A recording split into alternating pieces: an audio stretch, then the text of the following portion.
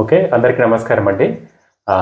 ఈరోజు మనతో సందక్క గారున్నారు. అత్తమ్మ. అయితే మన పైడిమడుగు వాసి. ఇక్కడే మన ఇంటికి దగ్గరే ఉంటది. అత్తమ్మ నీకు నువ్వు ఏమేం గోళీలు వాడుతుంటివి? ఆటకు, బీపీకి, ఆ! నొప్పులకు, కీళ్ళ వాతం వచ్చింది. ఆ కీళ్ళ వాపులకు హ్మ్. ఇక ఇవి ఆ నొప్పులకు బాగుండే. ఆ నొప్పుల నుంచి రోజుకి ఎన్ని గోళీలు వేసుకుందువు నువ్వు? రోజుకు 14 గోళీలు వేసుకునేది. రోజు 14 గోళీలు వేసుకున్నావు. 14 గోళీలు. ఎన్ని సంవత్సరాలు వేసుకున్నావు గోళీలు? అట్లా ఇప్పుడు మామయ్య చచ్చిపోయిన కాడికి వెళ్ళంటే అంతకన్నా ముందు ఇప్పుడు అవిష పుట్టిన పుట్టిన కాడికి వెళ్ళామనుకో జోన్పల్లి పెళ్ళి. ఇప్పుడు ఆమె ఇప్పుడు 11 చదువుతుంది ఆమె. 11 సంవత్సరాలు అంటే దాదాపు ఒక 10 సంవత్సరాలు వేసుకున్నావా? 10 సంవత్సరాలు వేసుకున్నాం. 10 సంవత్సరాలు అంటే మా అమ్మతో పాటు మా అమ్మ కూడా వాడుతుండే గోళీలు. మామ కూడా బీపీ వాళ్ళ ఆట. అట్లా 10 సంవత్సరాల నుంచి రోజు ఎన్ని గోళీలు వేసుకుంటుంటే? అప్పుడు నేను రోజులు పడ్డ కొద్దీ పెరుగుతా పోయింది. పెరుగుతావండి. ఎన్ని గోళీలతో స్టార్ట్ అయింది నీకు? ఫస్ట్ 4 గోళీలతో స్టార్ట్ అయింది. 4 గోళీలతో మొదలయ్యేది. ఎన్ని గోళీలు వేసుకున్నావు అట్లా? లాస్ట్ కు 14 గోళీలు వేసుకొని నీ దగ్గరికి వచ్చినట్టు బంద్ అయింది. 14 గోళీలు వాడేదానివి. నెలకి ఎంత ఖర్చు అవు నీకు? 12,000. ఒక నెలకు అంటే నెల 15 రోజులకు 12,000 రూపాయల గోళీలు వస్తుంది. నెల 45 రోజులకా? నాకంతే 45 రోజులకు. ఇంకా 2 నెలలు పూర్తిగా రాకపోతే 2 నెలలకు పూర్తి కాకపో ఎట్లా ఎన్ని వేలు? 12,000, 10,000. 12, 10,000 మెడిసిన్ వాడుతూ ఉండే. అట్లా గత 10 సంవత్సరాల నుంచి బీపీ గోళీ, హార్ట్ గోళీ, తర్వాత ఈ నొప్పుల గోళీ, కొలెస్ట్రాల్ గోళీ, తర్వాత గ్యాస్ట్రిక్ గోళీ, ఇలా నిద్ర రావడానికి గోళీ, సో అన్నం అరగడానికి, ఇట్లా 14 గోళీ. అంటే 4 గోళీలతో మొదలై, అంటే ఒక 10 సంవత్సరాల క్రితము 4 గోళీలతో మొదలై ఒక 10 సంవత్సరాల వరకు రోజుకు 14 గోళీలు వేసుకునే పరిస్థితి వచ్చింది. నెలకు అంటే నెలకి ఎంత ఖర్చు నీకు? 2 నెలలకు ఒక 12,000 ఖర్చు వస్తుండే. 12,000 పట్టుకొని హాస్పిటల్కి పోవాలి. అట్లా 2 నెలలకు మందులు తెచ్చుకోవాలి. ఒక 10-12,000 తీసుకెళ్ళి అక్కడ రక్త పరీక్షలు, మళ్ళీ గుండెకి సంబంధించిన పరీక్షలు అన్ని చేసుకొని మందులు తీసుకుని వస్తుండే, మందులు వాడుతుండే. అయితే నాకు గత ఒక 4 సంవత్సరాల క్రితము ఇట్లా నాకు ఒక రోజు అది చెప్పడం జరిగింది. ఇట్లా చాలా మందులకు ఖర్చు అవుతుంది ఇన్ని సంవత్సరాల నుంచి అని చెప్తే, అప్పుడు నేను అత్తమ్మకు ఒక సరి అయిన డైట్ ఇచ్చి, ఎన్ని సంవత్సరాలు డైట్ చేసినావు నేను చెప్పినట్టు? 2 ఏళ్ళు ఖచ్చితంగా చేసాను. 2 సంవత్సరాలు చేసావు మంచిగా. ఇప్పుడు నువ్వు ఎన్ని రోజులే గోళీలు మానేసి? మానేసి 3 ఏళ్ళు అవుతుంది. ఇంకే 3 సంవత్సరాలు అవుతుంది. ఇప్పుడు ఒక్క గోళ 14 గోళలు వేసుకుంటే ఇప్పుడు ఒక్క గోళ వేసుకుంటున్నావా?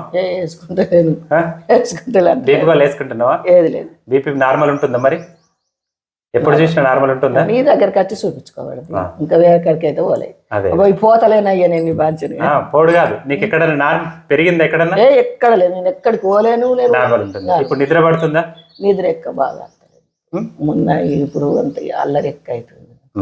ఇప్పుడు కొంచెం నిద్ర వస్తలేదా? అంటే నీకు ఏమర్థమైంది?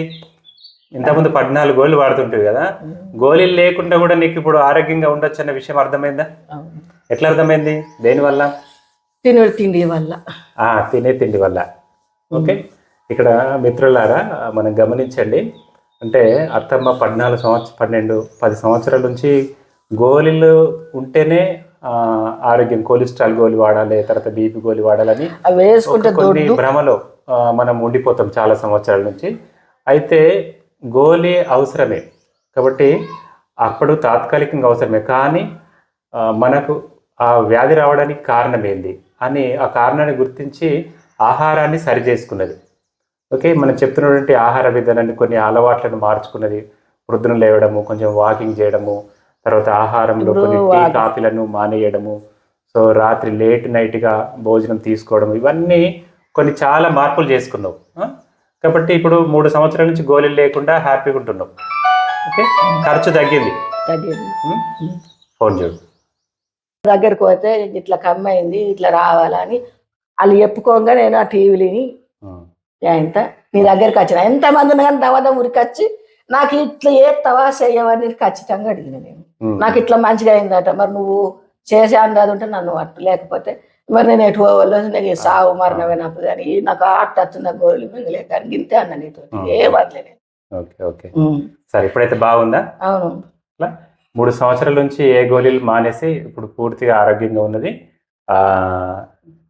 సో అప్పుడంటే మనం తింటున్నటువంటి ఆహారమే మన జబ్బుకు కారణం అండి. ఇక్కడ మనం గమనించాల్సింది ఏంటంటే మనం తింటున్నటువంటి ఆహారమే మన జబ్బు కారణము. ఆ ఆహారమే ఆహారాన్ని ఔషధంగా మనం ఎప్పుడైతే తీసుకుంటామో సహజంగానే మన జబ్బులు తగ్గిపోతాయి.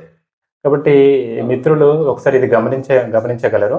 అది బీపీ కాదు, బీపీ, షుగరు, థైరాయిడ్, గ్యాస్ట్రిక్, మలబద్ధకము, ఇలా శరీరంలో ఏ జబ్బు అయినా మనం తింటున్నటువంటి ఆహారమే. ఇది దీనికి అత్తమ్మ గారి నిదర్శనము.